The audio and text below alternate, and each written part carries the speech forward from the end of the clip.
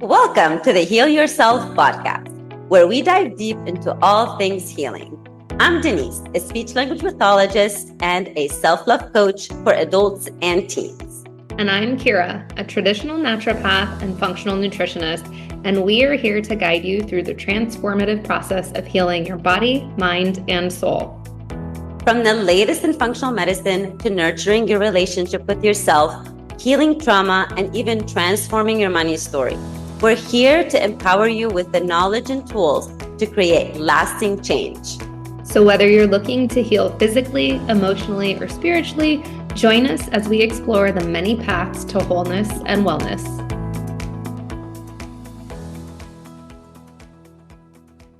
Hello, everyone. Welcome back to another episode of Heal Yourself podcast.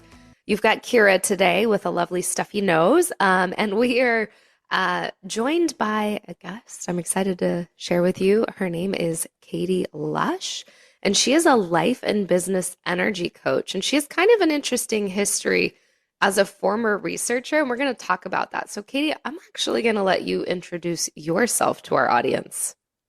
Hello, everybody. I'm Katie, and thank you so much for being here. It's always a pleasure to share my story and my work.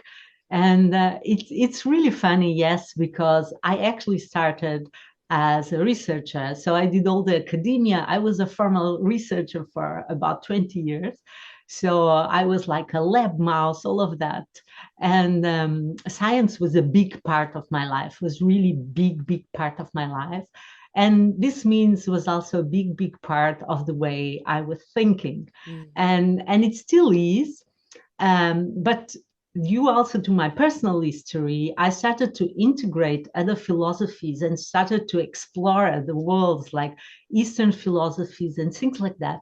And I started to integrate them and putting them together until one day I decided I wanted to do more than just the science. And I really wanted to put out everything I found out, because I found out it can be so amazing and it can change lives so fast, and much faster than I myself as a researcher could conceive before, because I was so much in this mindset of science and testing everything, which I still am. I still have a very pragmatic mind, but I just opened myself to more extensive fields of science, and also philosophy, hypnotherapy, mindset. All of that is very big in my work now.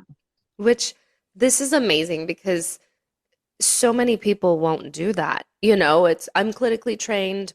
I'm looking at the science over here. That's it. I live in my box. I will not get out of my box. And you stepped out, which is big because not a lot of people are willing to do that and say, well, what about these other philosophies over here? What about this other stuff that people are talking about and calling woo-woo, quackery, whatever they come up with? Yeah, that's true. But I think it was really the healing part that needed this, my self-opening. It was this myself, like I had severe autoimmune diseases, which put me in a physical, emotional mindset, even economical state that was not so pleasurable. And I know there are many people like that. And at one point, nobody had a solution for me. Like I moved to different countries. I was in Germany, US, UK. I traveled around the world to find a solution, and nobody really had a solution for me. And the way I was put like in this box was, no, science, medicine has no solution for you. Mm-hmm. And at that point, I felt this need. No, this will not be my life. And I refuse that this will become my life, because I could not move even. And I had pain 24/7, and the outcomes looked so terrible. Mm-hmm. And it was actually a need that pushed me out of this box of science to look for other philosophies. So it was not all my endeavor. It was actually this need of looking for other things. What I believe was my endeavor was then trying to bring all these concepts together. And my mind is scientifically trained, but also very good at connecting things. And there was really where I think I did differently than many of my colleagues, but it was the healing need. And that's why I think healing is so important and Yes. such a big subject. Mm-hmm.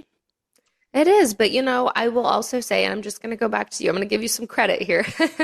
But I've spoken with so many women over the years. I mean, I've been in practice now for almost a decade, and they accept the pain. They accept, you know what I mean? They don't look for anything else. And you said, no, I refuse to deal with this. Your identity was already shifting, and some people don't shift that identity. They just accept. And Yeah. that's always our call to action on here is start shifting the way you think about things. Start shifting your identity. That's where healing starts to happen. I really strongly believe that healing any kind of discomfort and where healing is called in is really trying to push us into a different identity, as you mentioned, pushing us into different mindset. And this is, I know I have been there in so many ways and forms. It's so harsh and so hard for us Yeah. because we feel the stretch. We are so comfortable in this own box, as you mentioned, right? And we feel this stretch, like, really, do I have to go out of my comfort zone, out of my box? Like, I know everything inside of my box, and I'm doing great inside of my box until the moment you are not anymore. Yep. And there is where healing comes in, and where then you have to find out who you truly are and what you truly need. Yeah. Yeah. Well, I'm curious because I know you talk a lot about money, and that's a big leap from the science world. How did you get to the space of talking about money, and what does that look like? Because we've touched on it before on a previous episode, but it's always interesting because there are so many people in the world who need healing around money. Oh, yeah, because I think money healing, it really starts with healing oneself and starts with healing the relationship with yourself. And very often, your mind can't conceive you having, I don't know, 6 figures, 7, 10, 8 figures, whatever the numbers looks like. And your mind cannot accept. Again, it's a matter of identity, but it can be many other things as well. It can be like people being afraid of exposing themselves, for example, or people being afraid of being more, because having more money requires, again, you stretching your identity of what you are right now to become this other version of yourself that has more money. Mm-hmm. It's a different version of yourself. And this different version has the good and the bad and the ugly. It Yeah. has everything. So you just have to expand and allow yourself to expand. And very often people ask me, oh, how do I take care of money blocks? How do I heal my money block? And I truly believe there are no money blocks whatsoever. There are no money blocks. There are personal blocks. Like there are emotional blocks. There are mindset blocks. There are a ton of blocks associated with money. Yes, for sure. But there are no money blocks because money is just a token for energy.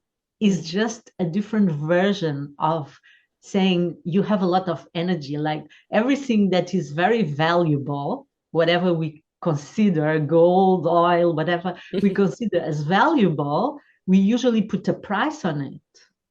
And even for the things that don't have a price, if we consider it valuable, we are willing to pay time or effort, or it's a matter of energy again. And if you heal yourself and you let the energy flow and you allow this energy to be part of yourself, then the money blocks dissolve. And I have seen this over and over and over again, where even with myself, it's like I wanted more money, but I didn't want to be exposed, for example. And I was comfortable because I had enough. I had enough as a scientist. I had enough as a coach. I had enough. But to get more, I had to be more, and I had to be more exposed. And there were blocks there, but were not money blocks. There were my personal blocks. And I think here's the the difference to look at it, because it's nothing that is external to us, is something that is within us. Yeah. And the beauty of that is, if something is within us, then we have the power to change it. And this is where it goes back to energy, which is an interesting conversation. I don't know if people are ready to hear it completely, but the idea that, money doesn't come just from hard work. If it did, look at these people working 2 or 3 jobs. They should be multimillionaires. It's not. Money comes from who you're being, and that's the energy piece. Not saying that you can sit on the couch and do nothing, scroll your phone all day and expect money to just flow in. Yes, you have to do some stuff, but you're right. The more that you work on healing that internal piece, the more the money becomes attracted to you because it's energy. And very often people forget things like they work so hard and then suddenly they get a little bit of money and a big bill comes out of nothing. And they go back to square one. How often does this happen? Or they are finally getting there and suddenly illness comes in, some kind of illness or some kind of house problem. And suddenly they go back to square one, where they started, where their money level they feel comfortable with. And most people don't think about it in this way. And what I see a lot as well is with business owners, because as you mentioned, for sure we have to put the action in.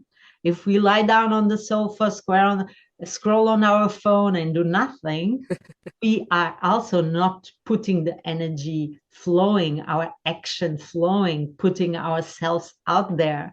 And for sure, we are not becoming who we want to be, right? So we have to do it to become it, that we want to be, but only when we do that the money finds kind of roads to come in, that's for sure.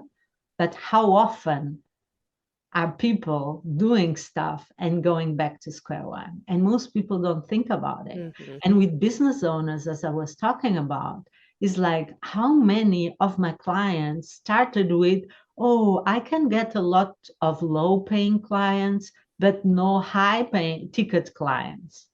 Why is that? What are the aspects that they have to work with? What are the aspects that have to be dealt with? And I can tell you, it's not an extra course. Usually it's not an extra course. It's not an extra skill. It might be, sometimes it is, but very often is something deeper, some belief, some fear, some not wanted to expand, not being afraid of this different identity that they can become. Yeah. Well, in this, I'm still going to tie it back to money, but I'm curious. When we hear healing, a lot of times we assume it's physical healing, right? Oh, I need healing because I have fatigue. I need healing because I have pelvic pain, whatever it might look like.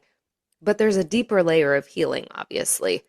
Are there signs to look for when someone needs healing? Oh my God, healing. I usually like to start with very basic and very simple. And I strongly believe if a person feels some kind of discomfort, if there is some kind of unease, this is a sign that there is some healing necessary at a certain level of that person. And really, it's as you said, we associate healing with the physical pain. But if we use that as an example, and I kind of touched that at the very beginning, if we have like a chronic issue or some kind of long-term physical problem, our emotions get affected, the way we feel get affected, and our mindset gets affected. And on a longer term, our income many times gets affected as well. And what this shows, or what this indicates, at least for me, is that they are actually associated. And when we do the healing, and if I talk about healing money issues, what happens is we have to think in the same way, but reverse.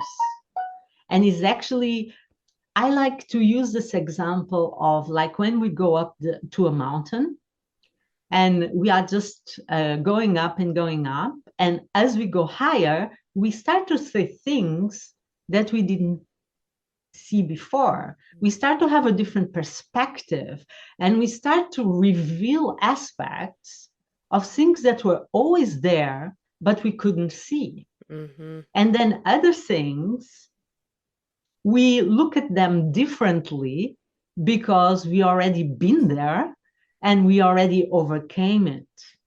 And healing money really very often requires healing what I call the whole body holistically, like the physical part, the emotional part, the mindset, and some people like to say the spiritual part. Mm-hmm. But I think money really can affect all of them. Because, for example, I know people, they don't really want more money, even if they say they want, because if you ask anybody, do you want more money? Everybody wants. But then what comes up if we talk about money? Oh, I'm greedy. I'm not a good person. Other people will not talk with me. My friends will not love me anymore. And none of this, it's money's fault. Money is neutral, has nothing to do with that. It's really, where are you in the mountain when you go up?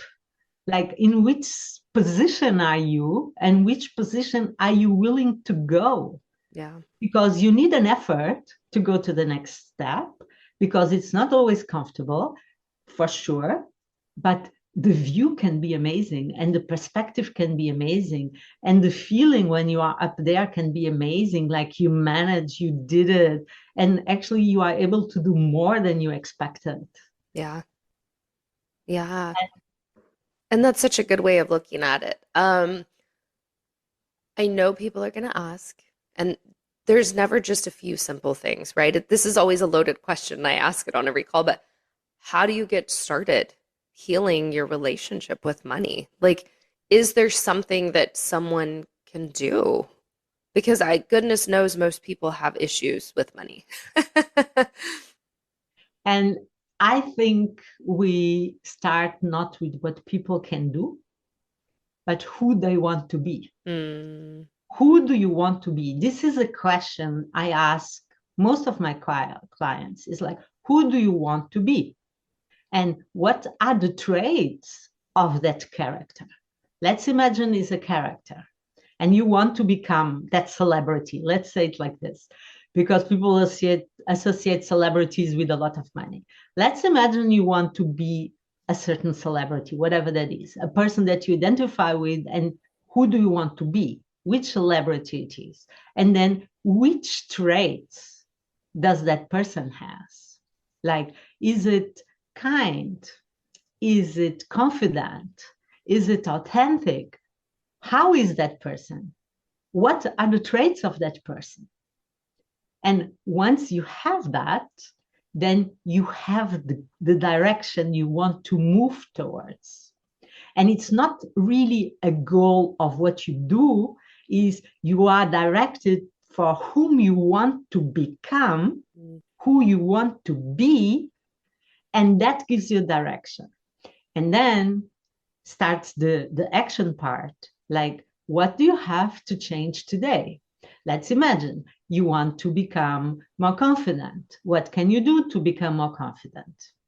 What is interfering with your confidence? Is it really because you are afraid that other people see you? Are you afraid that your worth is really not enough, is your value, is what is it? Once we start to identify the different parts, then we start the doing. The doing then is really closing the gap between the steps. The doing then starts there, but you have to set the direction. And what I see very often is people think, oh, what do I do to get money? And then they do whatever. Yeah. And it doesn't work. And it doesn't work because they didn't consider what I call the you factor. It's like the you factor, like what your values, what are your values? Who do you want to become? What do you love doing? What comes easy to you? And after you put this together, you have this direction, and then you close the gap.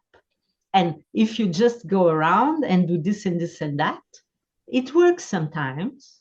It does work sometimes, but very often it doesn't, or not to the extent that it could.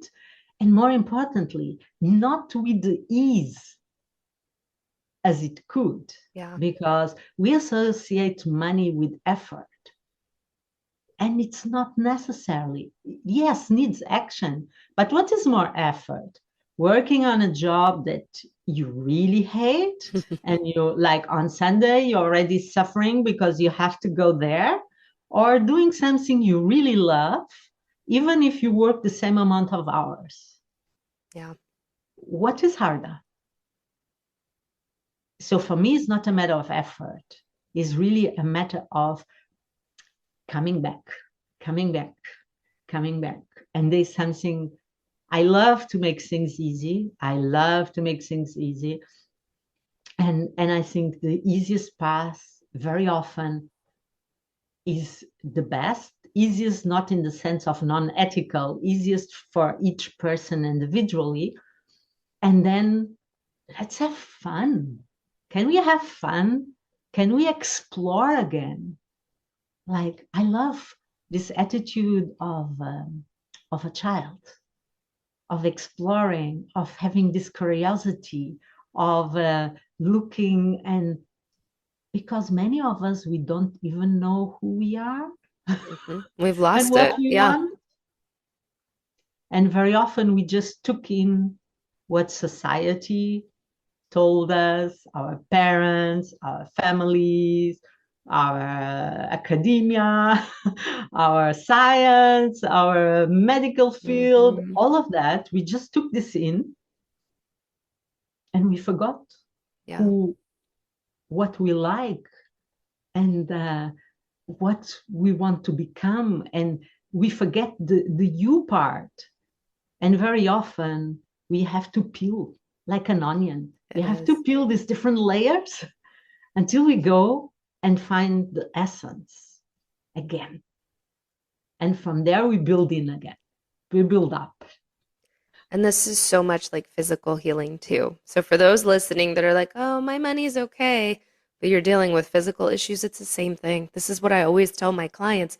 We can throw a million supplements at it and run labs, but if you don't even start to embody the person of someone that is well, if that's so far out of your realm because you've been sick for so long, you're not going to get better. And that's a hard one to hear, but it's the same thing. You have to go back to the you piece. If you hate your life, if you hate everyone around you, you've been suffering for so long, you do nothing that brings you joy, why on earth is your body going to respond in a positive way? Because all you're feeding it is negativity. And it's the same with money. And it's exactly the same as money. And that's why I think healing is a holistic process. Yes. And we can actually start in different parts.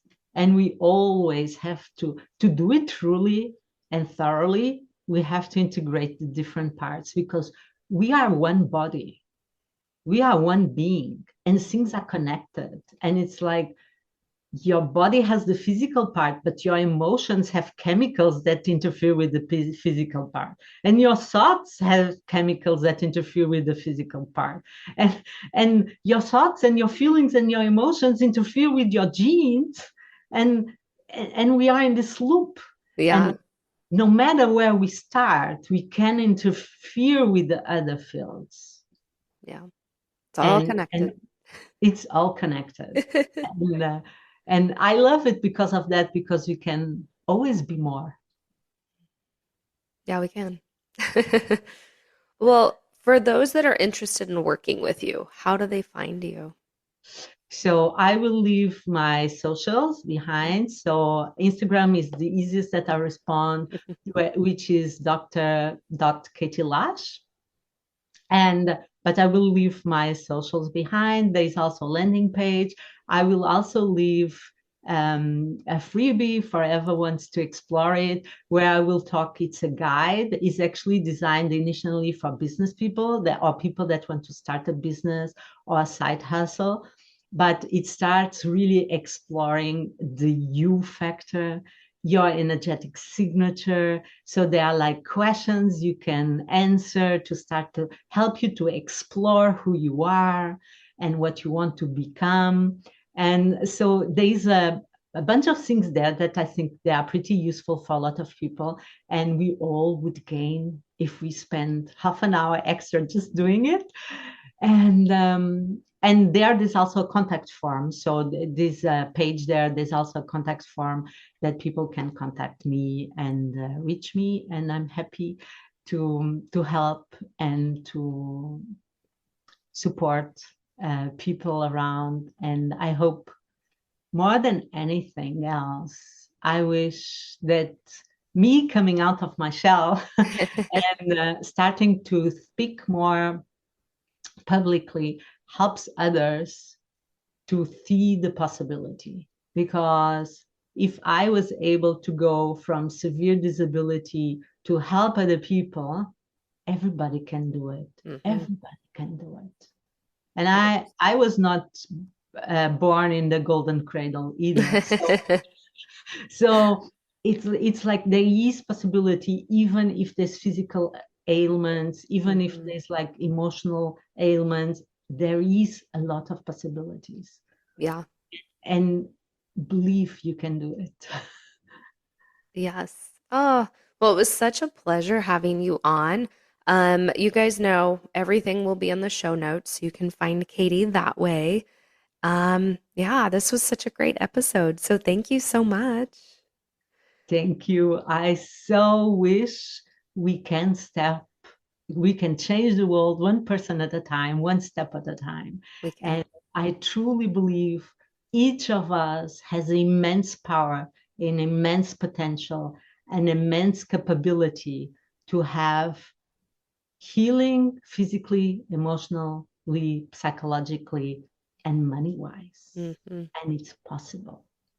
And we have to believe we can do it, and we have start doing it, and one step at a time. And I hope this goes as an inspiration for many of your listeners as well. I'm sure it will be. All right, guys, we will see you on the next episode. As always, we would love your feedback. DM us on Instagram, leave us a review, share it with a friend, do all the things.